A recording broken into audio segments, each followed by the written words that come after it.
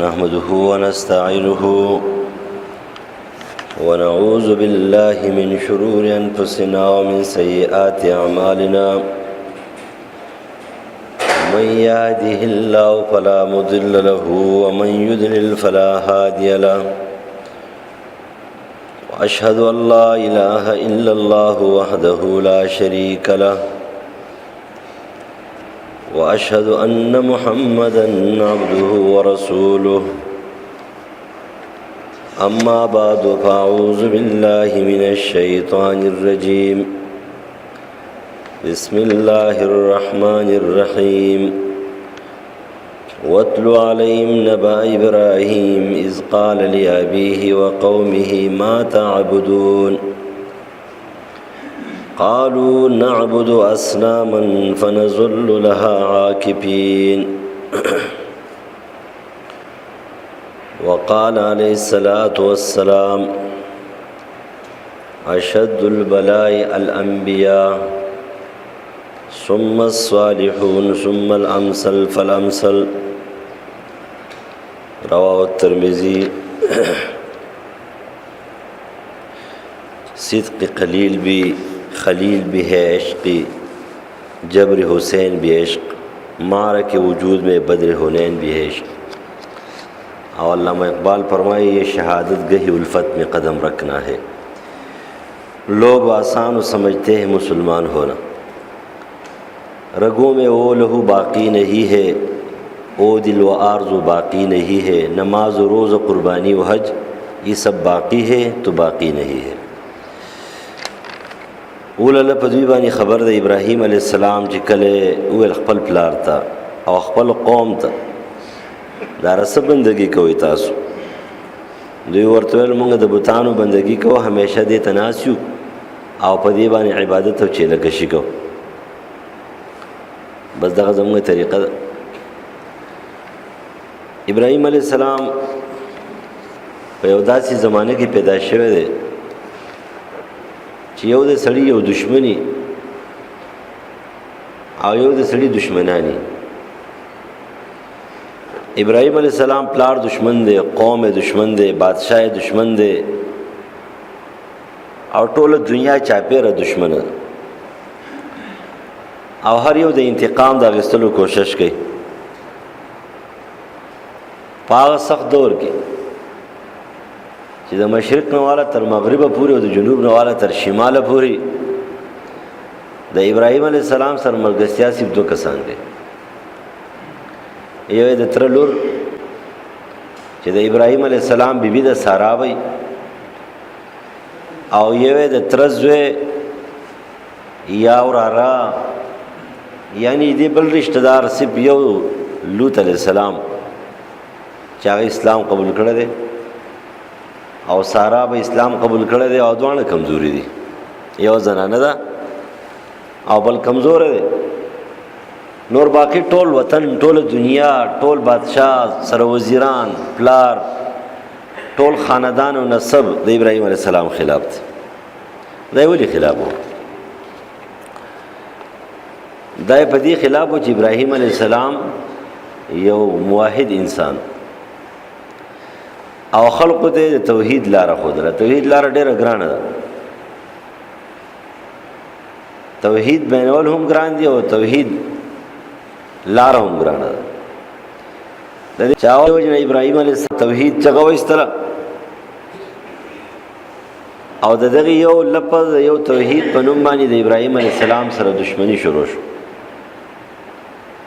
چا ورته دا ګټي لوټي دا خو ستاسو جوړ کړی شوي شیزونه دي او په خپله جوړوئ او بیا بندګي کوئ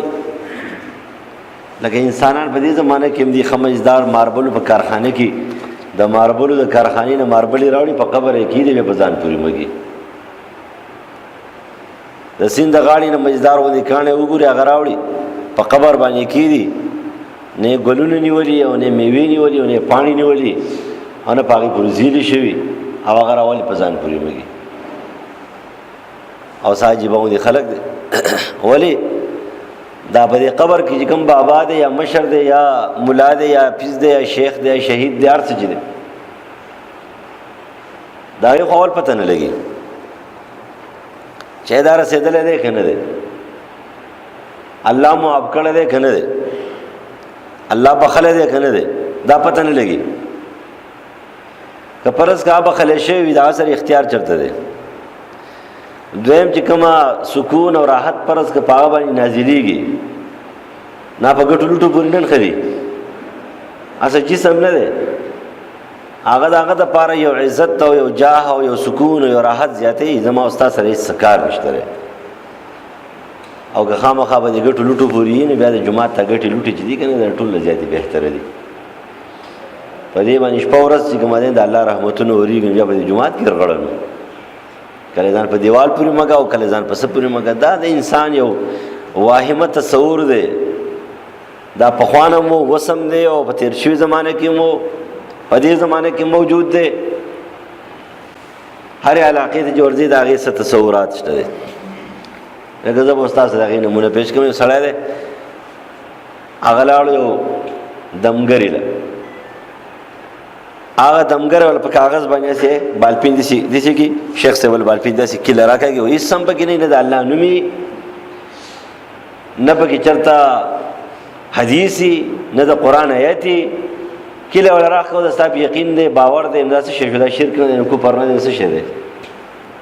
د الله نوم نه لري کله چتا هغه حدیث کوم پیغمبر د دم د پاره ویل بسم الله الذي لا يضر نه دی ویل کله د قران مجید آیات نه دی لیکلې د الله د اسماء او صفات نه دی لیکلې او بس اسی بالپین باندې کله راخو دا نه په هغه پويږي او نه په تپويږي هغه لیکون کې هغه په نه پويږي او تم په نه پويږي نو داسې شی ته په اعتماد دی کنه. اوس دانن سبا دي سموي چې زما کله موحد دی ودا پاک خلق دی. توحید نشته برګیز نشته ا د پښتو متل برګیز نشته پیر بابا زوی شوی دی. وسم دا خلق دی سره درسونه سره د قران نو وسم په شرک اخته دي. وسم دا غیر الله ته چغه باسي د غزي پیرانو لا د غزي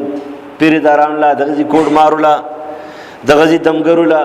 هغه دمګری چې د قران او سنت خبرم نه دي.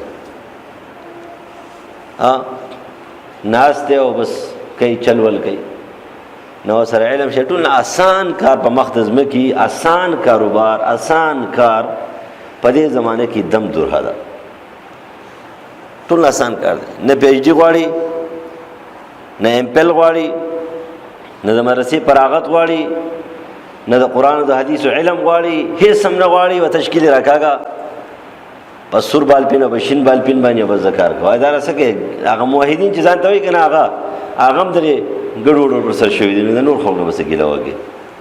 انده ګډوډي. لہذا ابراهيم عليه السلام پاک زمانه کې د आवाज شو ټوله دنیا یې سوا ټوله دنیا یې خلاف ولیکن تبه چیرې داولي نو قران يحسب الناس ان يتركوا ان يقولوا آمنا وهم لا يفتنون. د ایماندار خدا سوچ جوړ شوی دی. نن سبا زموږ دا سوچ ته چالکا دین کس دی په دین کې کامیابی ده کومه کامیابی ده دایو خبرشته چې کله تر دین د بار کار کې کومه دین نیمګړی دین نه د وی خبرې دین نه د دو خبرو دین نه د دریو خبرو دین نه د سلور خبرو دین نه مکمل دین د سورۃ فاتحه د بسم الله د بانه والا نمبر سورۃ والناس د سینه پوری او د هغه تشریح د پاره چې پیغمبر څومره حدیث ویل دي او بیا هغه حدیث چې فقهاو په کومه طریقه وضاحت کړی دی او دا غي څومره اجتهادات یې راستلي دي د اسانتیا لپاره. دا ټول دین دی. دا ټول دین د نافذ کولو د لپاره ته کوشش وکړئ چې کله ټول دین نافذ شي اجتماعي خیر وي اجتماعي انفرادي امتحانات وي اجتماعي خیر وي اجتماعي امن و امان وي اجتماعي سکون وي سکون مداسي وي ظالمان بنئ ظالمان ته سزا ملاويږي غلبه نه غلو ته سزا ملاويږي شرابیان بنئ شراب والا ته سزا ملاويږي قاتلان بنئ قاتل ته سزا ملاويږي حق وهون کی بنئ پر دې حق پتی خلق حکومت اخلي امن براشي سکون براشي او بیا به کافر او عیسایان مسلمانان باندې خپې نه درځي دغه تعامل پاتې شو انفرادي امتحانات نه ختميږي د حضرت عمر فاروق رضی الله عنه په شان دي حکومت او د عمر ابن عبدالعزيز په شان دي حکومت دنیا کې د چانه دی کړي په دې امت کې رستو لکه داغه په دور کې حضرت عمر په امتحاناتو کې نو په پریشانو کې نو بیمارو کې نو شهید نشو عمر ابن عبدالعزيز چې د قوم او د خپل خاندان د بنو امیہ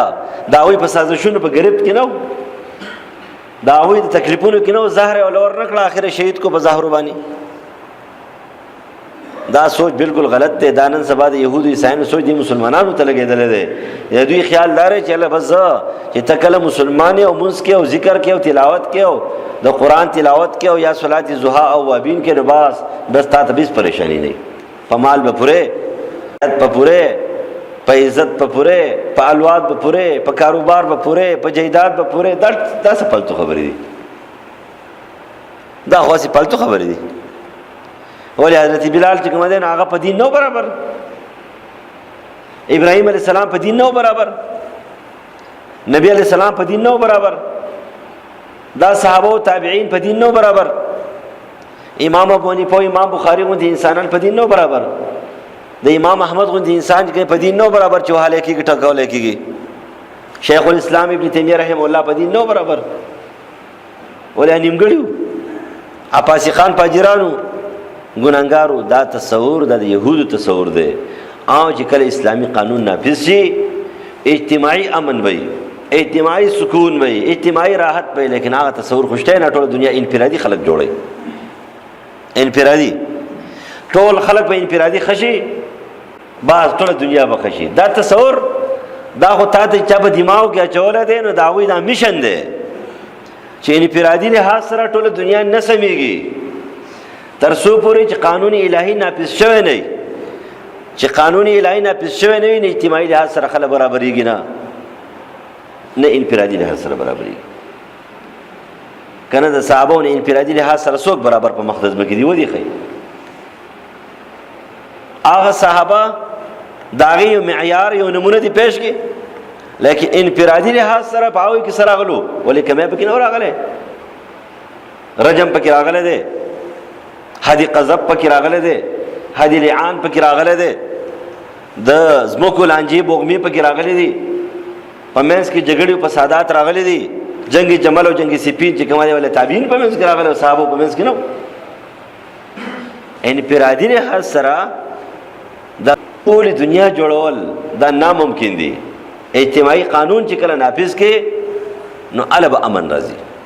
الب خلق جوړيږي نو لہذا ټول دنیا لګیا ده یا رب دا خلق چې خشي بس دا ټول خلق بخشي خلق بسنګ خکېږي خلق بسنګ خکېږي ته خلق خکګنه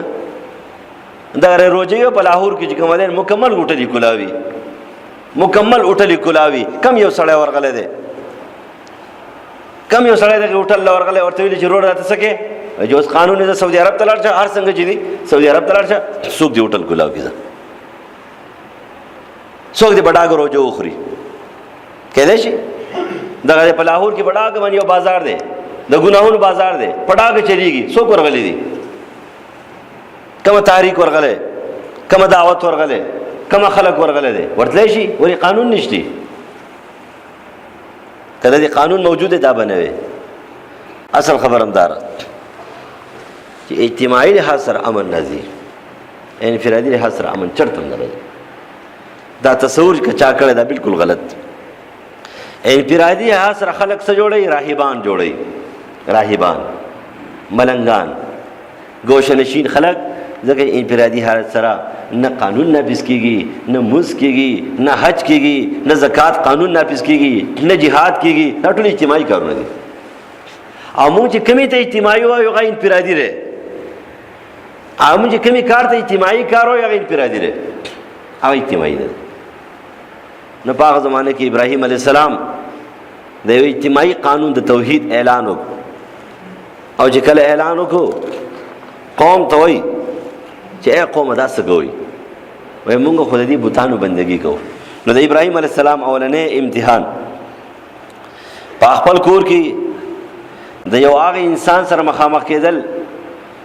چې یو طرف ته پلار دی بل طرف ته چې دی نو هغه د نمرود سره یو ډېر لوی وزیر دی یا وزیر خزانه دی یا مشیر خاص دی خو د نمرود سره یو خاص حیثیت دی د هغه انسان سره مخامخ کېږي چې هغه انسان هم بت تراش دی بتان جوړوي هم بت پروخت دی بتان خرڅوي هم بت پرست دی د بت بندگی کوي د هغې بت پرست پلار سره مخامخ شو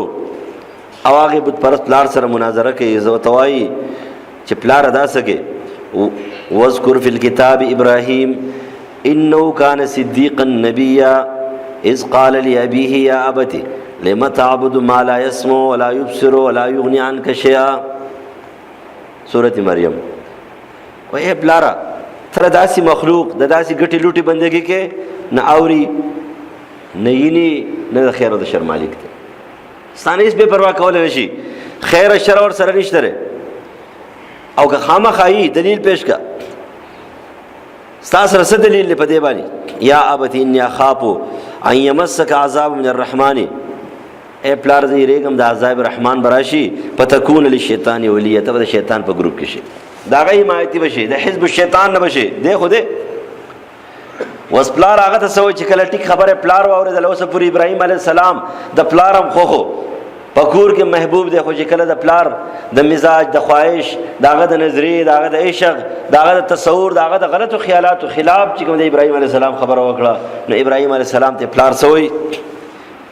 قال راغب انت عن آلهتي یا ابراهیم لئن لم تنتهي لارجمنك وهجرني مليا ته زما د معبودانو خلاف یې تر هغې سره نفرت کې که خپل کار دې پرې نه ښودو زه به دې په کاڼو ولم ابراهیم علیه السلام ورته په دغه ځای کې جواب کوي چې زما خو نور څه وس در باندې نه کېږي طاقت رسه نشته دی د طاقت دپاره ځګی پکار دی د طاقت دپاره دارالخلافه وطن پکار دی او چې کله د سړي سره حکومت نه وي د هغه سره طاقت نه وي چې کله سړي سره حکومت راشي د هغې سره طاقت راشي دا تصور غلط دی خلک وایي دا خلک چې کوم دی په اسلام آباد غواړي اسلام نه غواړي کله ویل کرسۍ غواړي لکه ظالمه الله دې په دواړو سترګو په غوږونو په دې ټول وجود ړوند کا او کوڼ کا ته په دې باندې نه پوهېږې چې د نبي علیه السلام سره د مدینې حکومت نه ورسره نو نبي علیه السلام په مکې کې کومه زندګي تېروله په مکې دور کې نبي علیه السلام څه کول چا ته په ډاګ دعوت نه شو ورکولی میلمه خپل کور ته نشو بوتلی د جماعت نه میلمه نشو بوتلی خو لیکن چې کله مدینه کې ورته اختیارات میلاو شو طاقت ورته میلاو شو نو ټولې دنیا ته چې کوم دی چیلنج ورکو بیا په تبوک پسې چې کوم په هرقل پسې ځي چې ځان ته سرکشه بادشاه وایي تبوک ته پسې ځي بیا د مکې مشرکانو پسې مکې ته راځي مکې ته نیسي بیا د خیبر په هغه سازشیانو پسې په هغه یهودیانو پسې خیبر ته ځي بیا هلتې حمله پې کوي ولې پې کوي حکومت ته میلاو شو دګ ورته میلاو شو کرسۍ میلاو شوه دارالخلافه میلاو شوه وطن نشته دی ورته وایي چې زه حکومت کوم زه دا کوم او زه هغه کوم دا تصور غلط دی کرسۍ دې ورکړې چاله ده او کار د څه شي کوي خوښ دې سوشلیزم دی خوښ دې کمیونیزم دی خوښ دې د روس نظام دی خوښ دې هغه خلک دي چې غله دي هغه ډاکوان دي هغه چې غلط خلک شرابیان دي هغه خلک دي خوښ دي او بیا د هغوی نه تمه کې د دې خبرې چې زما لپاره به ښه وکړي وطن کې به امن و امان راشي دا څومره غلط تصور دی خوښ دې څوک دی او خوښ غواړې څه غل مې خوښ دی او غواړم دا چې غلا دې نه کېږي خوښ مې غل دی شرابي مې خوښ دی خو زه چې شراب دې رس کلی کېږي ظالمانو فاسدانو فاسقانو فاجرانو له چې کومه دی نو رایه ورکومه مې خوښ دي او زه مې چې زما وطن دې محفوظ وي دا وطن محفوظ کېږي دا خو به ښه ورانېږي نو ابراهیم علیه السلام سره زګی نو پلار ته څه وایي ولکه ابراهیم علیه السلام سره اوس زګی ویل پلار ته به دا خبره چرته هم نه کولې و د ابراهیم علیه السلام سره زګی نه ول څه ورته سلام علیک بس سلامي متارکه بس درنه لاړم زما سره اوس زور نشته زه نمرود مقابله وکړم او چې کله زما سره د مقابلې طاقت راغی بیا به بېرته راځم اولنی امتحان کور نه وایستو پلار وایستو د کور چې زما د کوره وځه زما ستا سره جوړ نه راځي نو ابراهیم علیه السلام ویل چې نور څه وس خو مې نشته دی خو راشه دا ګټې لوټې خو درله ماتې کړمه که نه نو دویم امتحان ابراهیم علیه السلام د اختر ورځ ده لکه څرنګه د اختر را روان دی، په اختر کې بوتان ماته، په اختر کې تاسو بوتان جوړوي، ها په اختر کې ګناهونه کوو، مونږه د شریعت خلاف کارونه کوو، مونږ چې دینو چاپیره ګرځو، هغه کارونه کوو چې پاغه الله خپه کیږي، پاغه رسول خپه کیږي، هغه کارونه کوو چې پاغه شیطان خوشاله کیږي. حالدار د اختر په ورځ باندې پدې کې هغه کار کول پکار دي پاغه شیطان خپه شي، پاغه رسول خوشاله شي، پاغه رحمان خوشاله شي. نو مونږ خو څه کوو؟ مونږ خدای خلاف روانو، هر څه چې کوو هغه ټول ګډوډ دي. نو ابراهيم عليه السلام ول چې نور څه خونه کیږي خراشه ستاره دي بوتانو د پاره خو پروګرام جوړول پکار دي. غلې غونتی راغې بوتانو تراغه او تبره بس راواغستو او بوتانه سکړه وتالله الاكيدن اسنامكم بعد ان تولوا مدبرين. تا خو د کور نو وستم او ما ته وی چې زما واست په منځ کې جوړ نه راځي دوره کې چې هغه چا زما واست په منځ کې توړ لاوسته چې زاغه توړ کوم آ ختم کوم زما واست په منځ کې توړ دی بوتانو راوسته دی ګټ لوټ راوسته ری چې زه ستاره زویوالي نه کټ کړم او ته زما د پلاروالي نه کټ کړه، ځکه مشرک شو. کفرس کدا بوتان نه ته مسلمان ته زما پلارو زبدي زوی وي، لیکن نن دی بوتانو او د دې بوتانو استاد بوتانو د بندګۍ سره تنن زما د پلاروالي نه کټ کړي چې پروردگار ویل چې دله دعا نه کوي او زنن استاد زوی نه زکه ساده خو نه راوځي دا چا نو دا بوتان خو د ختمومه بس راغه خبري وسره کوي. پراغ الى الهتهم قال الا تاكلون. الواغانی ته پرتی وې کنه په قبر باندې د پاسه خلګا سګدي دې تم دا پولاونه الواغانی پرته دي ورته الله مغرق ودا خون بچو مالکم لا تنتقون. خوري ولینا خبري ولینا کوي ستندر در باندې لګیدل دي خوري کنه غټي غټي نونه وای چې په دې سپین سټ کې موم راوځي دا خو د نسخه کې فراغ علیهم ضربا بالیمین. بس تبره پس راواغسو ریز مریز کړه او بیا هغه تبر راوړو او غټ بوت ته پرې سټ کې واچو چې دا غټ بوت چې دی نه دا خور دوی سره قال بل فعلوا كبيرهم هذا دا دی غټ بوت دا کار کړل. لیکن چې خلکو وخت لا ول خطر ته پدرا ثم نكسوا على رؤوسهم لقد علمت ما هؤلاء ينطقون. یو بل ترى سرونه حقیقت کړه ورته چې تا د خپتره چې دا د خبرو لوخي نه دي، تا د خپتره د خیر او د شر مالکان نه دي، خو سوګو پیغام اخته یو پیغام اخته یو د نه مات کړي. نمرود ته اطلاع ملاو شو او چې کله نمرود ته اطلاع ملاو شو نو چې دا چا بس یو ځوان دی دا په باره کې دا خبرې دي چې د سکینو ابراهیم نوم دی د آزر زوی دی. نو خلکو چغې کړي کومدانو چپړ بدعتيانو قالوا حرقوا وانصروا الهتكم. چې کله جواب ور سره نه جو بس جګړه جوړه کی ولوي سي زئی دا خپل معبودانو امداد وکړي. څنګه معبود دی چې خپل امداد په خپل نشي کولای ځان نشي بچ کولای، چې خپل ځان نشي بچ کولای نو تاسو به څنګه بچ کی. نو ابراهيم عليه السلام گرفتار شو، نمرود مخې ته راغی، د نمرود سره مناظره وکړه. رب ورته خودل چې رب ستوي ژوند او مرګ ورته خودل چې ژوند او مرګ ستوي. لیکن اخر هغه ویلا چې کله متحیر پاتې شو چې نه بس دې چې کومه سزاوار کول غواړي اور ته بل کوډر غټ اور ته بل په میلیونو باندې د اور چې لمبو چتیږي. او ابراهيم عليه السلام هغه لمبي هغه اور مېز ته چې ورواچو څنګه ورواچو ټاله وته جوړ کړه څنګه ټاله وته جوړ کو دومره غټ ټال ولې دا پړې نه سوځي. منجنیق ولې جات کو حافظ ابن کثیر وایي شیطان راغی منجنیق جاته وو. منجنیق چې دار کجرو د سټي نه جوړيږي او پاره باندې کانی وشتل کیږي په خانه به لوی قلاګانی وشته لکه څنګه چې دا توپی دیوس منجنیق ایجاد کو ابراهيم عليه السلام لاړو اور ته ورغورځید. لیکن هغه اور چې سيزل کول هغه ته پروردگار حکم وکړو چې یخشا. ابراهيم عليه السلام ته تکلیف ونرسه قلنا یا نار کونی بردا وسلام علی ابراهيم. بس هغه به خطر اوردنګل کنه به خطر کود کړ به خطر اوردنګل لاړو په مینس کې ولګید. سورځي تیرې کړې سورځي تیرې کړې وورځي تیرې کړې زیاتې تیرې کړې کمی 140 دن یادې تاریخي روایت کې نس نشتی. لہذا بس سورځي تیرې کړې یا وورځي یا تلس ورځي یا سلوي خورځي تیرې کړې الله تعالی په دغه اور په دې میز کې ساتي، هغه ته ګلي گلزار کو دای ورته خودل چې په جهنم کې دنه س ایماندار به داسې ورغلي په ګناهونو باندې چې دا وي ګناهونه وي، خو چې کله پوری کافران وخاندي نو هغه خندانه پس الله تعالی به دا وي د پاره په جهنم کې دا اور ګلي گلزار کی و چې اوسېږي په جهنم کې، خو ستا په خوا کې به کافر سوځي او ته به نه سوځي، تا به چې کوم دین الله تعالی بچ گئی اور دې طاقت ته الله واغستو د سزیدو طاقت ته الله واغستو. ابراهيم عليه السلام چې دغه ځګین راووتلو نو نمرود ته حکم داوا کو چې دې دې د وطن دې پریدي، وطن به پریدي، د وطن نه راووتلو هجرت باندې مجبور شو، د څلورم امتحان یو سارا بيدا یو ور سره لوط عليه السلام دې وقال اني ذاهب الى ربي سيهدين روان شو، لیکن چې کله روان شو په لار باندې بل امتحان د پاسه امتحان ال دې چې په لار کې دغه نمرود ماته بل بادشاہ دی چې هغه ډېر یو عیاش انسان دی، سارا به ډېر ښایسته ښځه کله چې هغه سارا به په باره کې واورېدله او بیا یې ولده او هغې راغوښتله خبرې ورسره کوي، نو د هغه قانون دا و چې کله چا به ویله زما خور ته نو بیا هغه ته څه نه ویل. نو ابراهيم عليه السلام اسلامي خور خو کنه سارا به ته ویل چې زه به ورته وایم چې زما خور ده ګورې، ځکه چې دا خو اسلامي خور خو زما یې پنځمې خور سره نکاح جایز دی کنه، پنځمه خور اسلامي خور ده، یو ته حقيقي خور پلار مور کې شریک وي، یو ته علاتی خور په پلار کې شریک وي، یو ته خیافي خور په مور کې شریک وي، یو ته رضای خور په شودو کې شریک وي، د څلور سره نکاح حرام دی.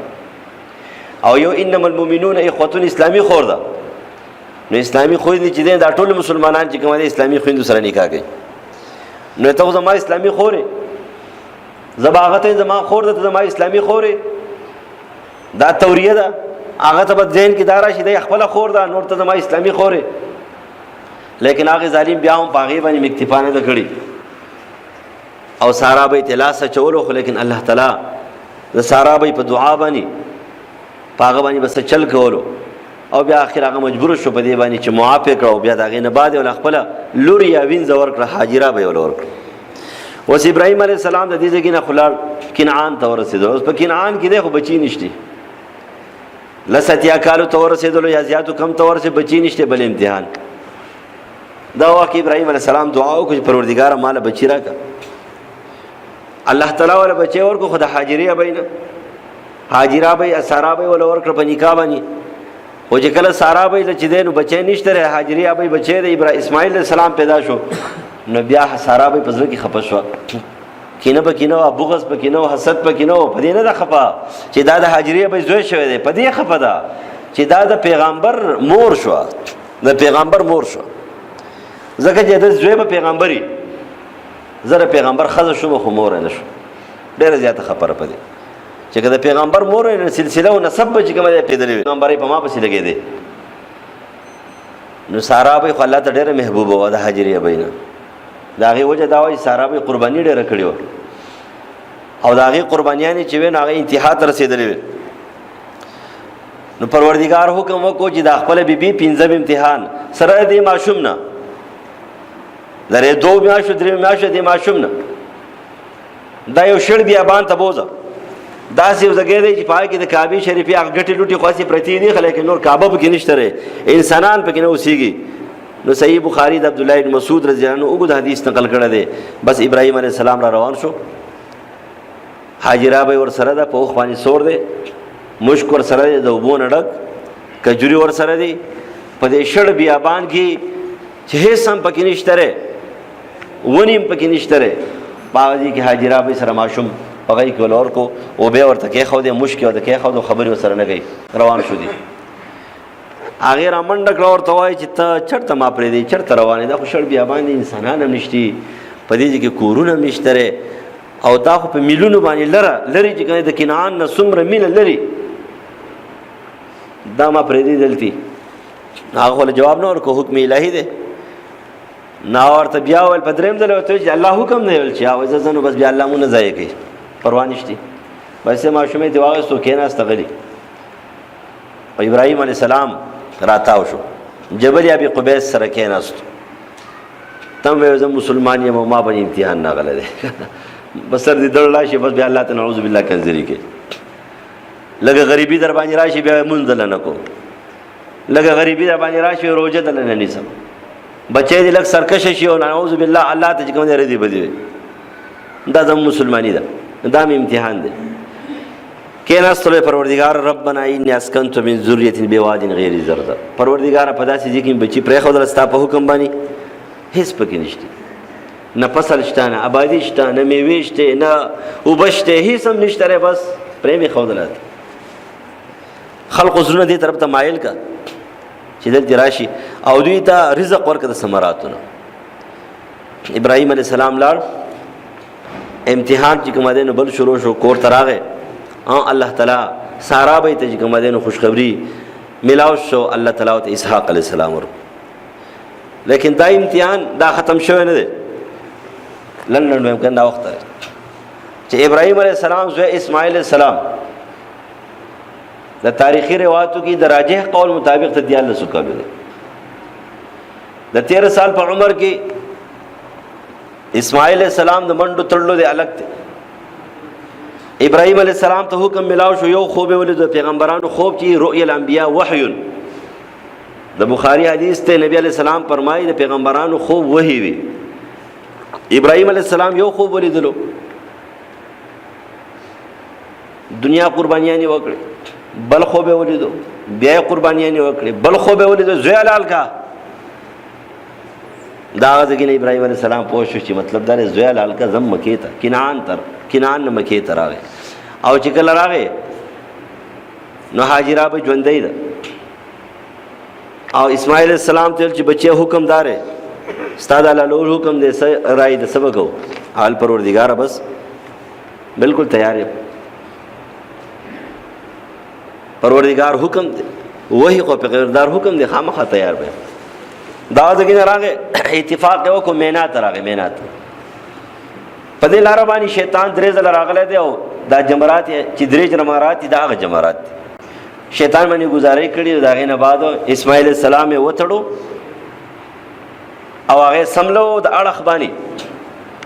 او چې کله سملو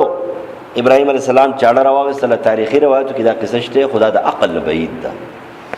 دومره عظیم الشان پیغمبر چې هغه دومره قربانیانې کوي، هغه د بچي ذبحې ته څنګه نشي ټینګېدی چې خپلې سترګې تړي؟ دا کتابونو قصې کړي دي.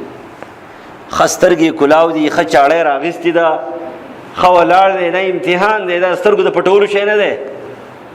او ابراهیم علیه السلام ته چې خلیل الرحمن او خلیل الله ویلی شوی، داسې نه دی ویلی شوی. اسماعیل السلام یې وتړو او تړل به کړي. تړل چې دی دا د عقل نه بعید نه لري، چېرې لاس خپې دا والې کېږي نو ژینه چې کومه دی په ابراهیم علیه السلام لګېدله. ځکه ورته اسماعیل السلام ویل چې لاس خپې مې وتړه چېرته جامې دې څښا نه شي. او یو خبره ورته دا کړې ده د تاریخ کې دا عقل مني، حافظ ابن کثیر البدایه والنهایه کې نقل کوي چې ورته ویلې دا کمیس مې وباسه، ځکه چې کله ته ما حلال کې نو ستاسو سره خو صادر نشته، ستاسو خو یو لنګ در سره دی، نو تله ما کفن به څنګه یي؟ ماله به کفن پسې شي راکړې. نو چې کله زما دا کمیس وباسه چې پاک پروت وي، نو چې کله ته ما حلال کې نو بیا به دا کمیس زما نه تاو کې بیا مې پکې خښ کړې. ابراهیم علیه السلام صحیح ده. نن ته چې کومه دی نو ګډوره واخلې په هغې کې هم خبرې کوي.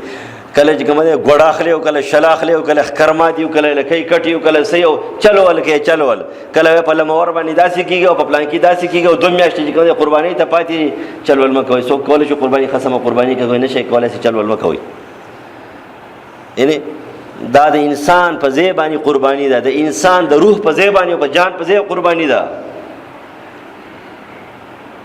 نو اسماعیل علیه السلام چې کله سملاستو هغه چاړه راواغېسته، نه چا نه سمندر ته وشتلی ده، نه د سمندر و، نه پې میی لګېدلی دی او نه پې جبریل امین په لاس کې نیولې ده، هېڅ هم نه دی شوي. چاړه چې کومه هغه کله کېښودله او بسم الله الله اکبر یې وایي نو شا طرف نه د جبریل امین آواز وکړو چې بس ستا قرباني سر ته ورسېدله. شا ته چې وکتل ګډ ولاړو، الله نو حکم ورته میلاو شو چې دا ګډ چې کومه دی د مینا پلانکي دي مذبحخانه چې دغه ځای کې حلال کړه، ګډ حلال کو. موجوده بنو جرهم خاندان موجود دی، غوښې هغه ټول وخوړې. ابراهیم علیه السلام دې مو سره خوړلي، ټول به خوړلي. او ښکره چې کومه دی نو هغه عبدالله ابن عباس فرمایي چې ښکر زما په سترګو باندې ما لیدلی دی چې دا د کعبې شریفې اول دی پرنالې ته پروت و، دې ته ځوړند و، هغه دواړه ښکرونه ښکرور ګډو. او دا غینه بعد دنه پکې وو. بیا چې کله حجاج حمله وکړه په عبد الله ابن زبیر رضی الله عنه باندې، نو د حجاج د حملې نه بعد چې کعبه شریفه په منجنیق ولګېدل، د هغې اور واخیستو او باقي اخکر چې کړی وسوځېدل. دا قرباني و چا کړې وه؟ دا ابراهیم علیه السلام کړې وه. هغه زوی لاله و، ګډ وله راغی. نن موږ ګډه لاله و په ځای د چا باندې؟ د یو جان باندې، د یو روح باندې. لہذا په دې کې کوشش دا کوئ چې غوره اخلئ. د ټول نه ښه قرباني چې ده نو دا ځان له قرباني ده. زما خبرې خیره تاسو غلطي پیش کوئ، خو ته بیا هم دا خپله خبره زړه په زړه کومه، بیا هم کومه، سل کاله پس هم کومه. زه د داسې شیخ شاګرد یم چې هغه ویل چې نن کومه خبره کې سل کاله پس پې کې چې الله سل کاله عمر راکړي بیا به من خبره کوم، زه خپله خبره نه پرېږدم. خو زما خبره چې کوي په هغې تاسو پوهېږئ نه. د ټول نه غوره قرباني نبي علیه السلام د ابراهیم علیه السلام نه مخکې دا ګډ حلال شوی دی. د ابراهیم علیه السلام نه دی حلال کړی ول. اولنی ګډ چې کوم دی دا مخکې په تاریخي روایاتو کې راځي چې 40 کاله سرېدلی دی په جنت کې. بس ټیک خبره ده، قرباني حابیل قابل کړې ده، د حابیل قرباني ده، لیکن جنت کې 40 کاله تللی، مخکې 40 کال نه بهر. اولنی لمور ښکرور تور او سپین ګډ دا حابیل حلال کړی دی. بیا ابراهیم علیه السلام چې قرباني کړې ده نو ښکرور لمور تور او سپین دا ابراهیم علیه السلام حلال کړی دی. د ابراهیم علیه السلام نه والا تر نبی علیه السلام پورې ټولو پیغمبرانو حلال کړی دی. او نبی علیه السلام 9 کاله قرباني کړې ده، هم په دقیق کړې ده. ته څنګه بلته غوره وې؟ ځان له چې اخلی نو ښکرور لمور تور او سپین ګډ اخلی په دې قرباني کوي. که پیسې سره نه وي جو بیا خیر بیزه ځان له واخلی. نو تاسو بیزه اخلی هلکه رښتیا وایي د غوا نه په بیزه باندې قرباني بهتره ده. تاسو په بیزه باندې قرباني کوئ؟ د غوا نه په ګډ باندې چې کوم دی په دې ګډې باندې قرباني بهتره ده، ځکه چې اول قسم ښکرور لمور ګډ دی، بیا د هغې نه پس غنم دی. غنم ګډې ته وایي، غنم بیزې ته وایي، غنم چې کوم دی اړي سیرلي ګډ ته وایي، غنم سیرلي ته وایي. که هغه بیا چې ساهیوال وي او که بیا سره دی کوستان وي ملتان وي که دارځګي دغې ته وایي. نو تاسو په دې ګډې باندې قرباني ولې نه کوئ؟ هلکه تاسو پرې بیزي دا قرباني ولې نه کوئ؟ دا راته حرام ښکاري. نو په دې خور سره هم کوئ که نه؟ دا اول قسم شو. دا دویم قسم شو. دویم نمبر بیا په دریم قسم کې اوښ دی، هر قسم اوښ دا قرباني چې کوم دی بهتره ده. بیا غوا ده، هر قسم غوا. یو خبره یاد ساتئ، ګورئ په غوا کې به بچی چې کوم دی د مور تابع. که فرض که اوس داسې یو نسلونه نن زیاتېږي که نه، یو ځنګلي غوا ده، غوایي دی، او هغه د کورني غوا سره ملاپ وشو، د هغې نه بچی پیدا شو، نو دې باندې قرباني کېږي. دا د دې مور تابع دی. خو که فرض که ځنګلي غوا ده او د کورني غوایي نه چې کوم دی هغه مال شو، بچی ته پیدا شو، نو په هغې بیا قرباني نه کېږي، ځکه چې هغه د هغې مور تابع دی چې په ځنګل کې دی، د هغې به نه کېږي. او د کور چې کومه غوا ده او ځنګل بل یو ځنګلي غوایي دی که نه، او د هغې نه بچی وشو او هغه د کور کې پیدا شو، نو په دې باندې څه کېږي؟ قرباني کېږي. دا د غوا نسل دی. نو بیا وروستو بسې میخه ده. میخه پېژنې؟ دا په دې غوا کې وروستو نمبر کې دا میخه ده. دا نه چې په میخه قرباني نه کېږي، خو میخه باندې قرباني د ګډ نه غوره نه دی، ته د ګډ نه غوره کې. ګډ د ټولو نه غوره دی. بیا سیرلی او بیا لمور ګډ نه پس د دې دا قسمونه دي، بیا اوښان دي، بیا پسې غوایان او غواګانې دي. نو بیا بسې وروستو 8 نمبر کې چې دی نو دا په دې کوئ جایز ده پکې. خو لیکن پیدا پکې څومره ده؟ غوښه پکې ډېره ده. او فقها نقل کوي وایي چې سړی قرباني کوي او 2 کسان دي په غوا کې شریک دي، 6 کسان چې کوم دي نه دوی قربت لله بالله قرباني کوي، یو پکې د غوښې دپاره کوي قرباني ونه شو، یو پکې د غوښې دپاره کوي قرباني ونه شو. نو ته خو د اول نه نیت تداره چې غوښه نو دا سره قرباني به څنګه کېږي؟ تا خو د غوښو دپاره چې کوم دی نو قربانیانې کوې. د شکر الحمدلله بیځای نشته، ټولې بس خا کېږي. بیځای نشته، اپریجونه به بند دي، په 2 ورځو کې ختموي. بیا به د پیغمبر د سنت له راځئ، په 3 ورځو کې به د قربانیانو غوښې ختموي، ځکه ته خو د پریجونه څه دا ډک. بله اخري مسله بس کوم اداره چې نن سبا په دې میله کې چې کوم دی چې ورشي نو هغه د میلې هغه سړی وایي چې د دې 3 کاله عمر دی، قسم خوري. لہذا که فرض کې یو څاروی په خپله چا ساتلی په کور کې، او یا داسې په ګاونډ کې داسې یو اعتباري انسان چې کره مسلمان وي، او هغه دا وایي چې زما د دې سیلیو د دې ګډ عمر چې 1 کال 2 یا څه میاشت د پاسه دی په اسلامي میاشتو باندې انګریزي نه په اسلامي میاشتو او یا دا غوا او یا سخی وغیرہ دا 2 کالو دی نو په دې صورت کې بیا قرباني پې کولی شي پا به ادبار وکړي خو لیکن که د میلې دا ګڼ کپاني نو د میلې ګڼ کپان چې څو پورې دوغاخیز نه وي نو پای قرباني نه کېږي دا ټول دروغ وي دا ټول دروغ وي ځکه دا ټول خو پارمي شیزونه دي او هغه د 10 کالو ښکاري نو په دې وجه باندې پای کې دا احتیاط کوي چې غاښونه به ګوري نور اصل شی عمر دی دا غاښونه نښه ده د عمر خو چې کله ستا ادبار نه اعتماد نه به غاښونه ګوري او چې کله د ادبار او اعتمادي نو بس بیا سړی ټیک دی چې قسم خوري چې ما دا ساتلی دی او د 2 کاله پوره شوي دي یا کال پوره شوي دی نو به قرباني کوي